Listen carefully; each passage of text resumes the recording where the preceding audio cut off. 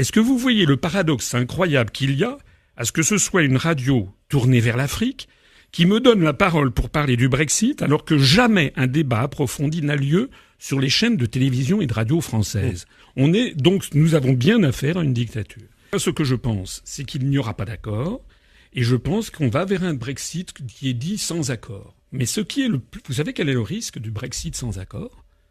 Vous savez vraiment ce que c'est que le risque du Brexit sans accord? Oui. C'est qu'il va en fait rien se passer.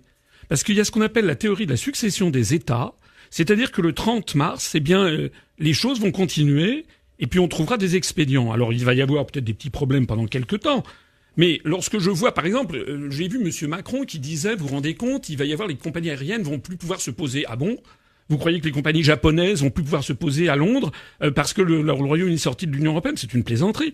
Et les compagnies françaises ou à l'Italia ou l'espagnol, ils vont continuer à se poser. Il va donc y avoir un maintien de l'existant jusqu'à ce que ça ne soit pas modifié.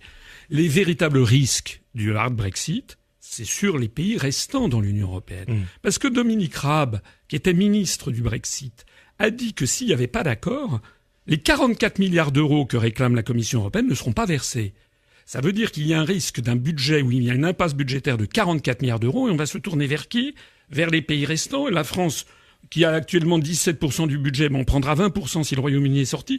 C'est un risque de plus de 8 milliards d'euros sur le contribuable français.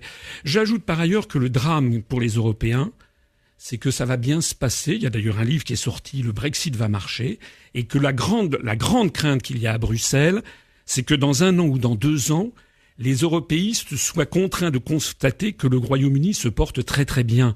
C'est d'ailleurs, s'ils étaient cohérents avec eux-mêmes, s'ils pensaient que c'était vraiment une catastrophe, ils devraient se réjouir que le Royaume-Uni sorte de l'Union européenne pour montrer justement à quel point c'est un désastre. Le fait qu'ils fassent tout pour empêcher le Royaume-Uni de sortir montre qu'il y a un petit problème quelque part. Ils ont peur de la liberté du peuple britannique.